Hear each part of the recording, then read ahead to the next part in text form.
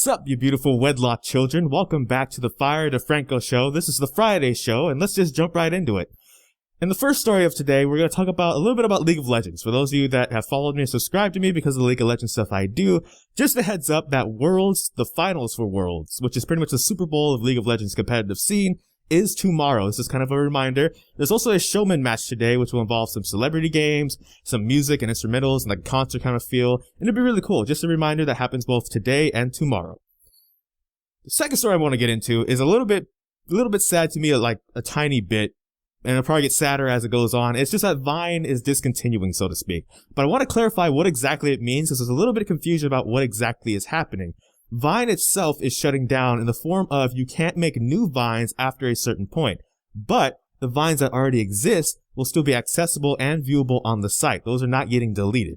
Now, I say it's a little bit sad to me just because that's where I came from. Heck, this mask, for example, this character, so to speak, was born on Vine. That was the stomping grounds that led me to eventually go to YouTube.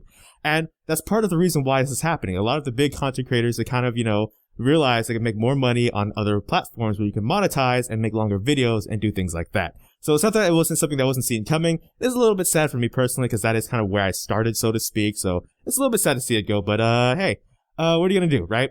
Now, in the final topic I want to talk about, actually, because I want to keep this kind of short because my battery's going to die on the computer. I'm using a flip camcorder from like 2008. Is equality, actually. What exactly is equality? This is a question I'm pitching to you, not with, hey, here's my opinion. If you don't agree with it, you're wrong.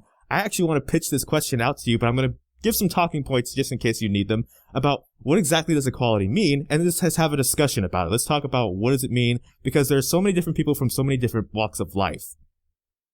But even though all those people are different, that doesn't mean there can't be some sort of like solid conclusion that can be gotten to, of course, right?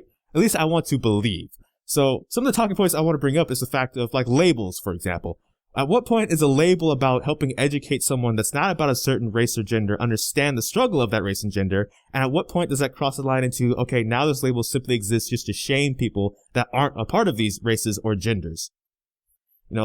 Equality is about making sure everybody has a equal chair at the table, not necessarily about flipping the table per se, but some people are under the mindset that actually that is the case because those people need to know the pain of those other races and genders to be able to fully understand what the equality that is trying to be achieved is. For example, the simple fact of playing a video game, how girl gamers might be seen as sex objects or called or messaged, lewd or disgusting things, or like minority gamers might be called just racial slurs, stuff like that in game chats and etc.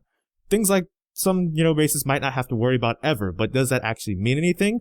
That's one of the things I'm pitching to you. What exactly should equality look like in 2016 and going forward with all these different people bringing things to the table? What is the end result, I guess, is the point. Because at some point, bridging the gap is not about making ways to make that divide bigger.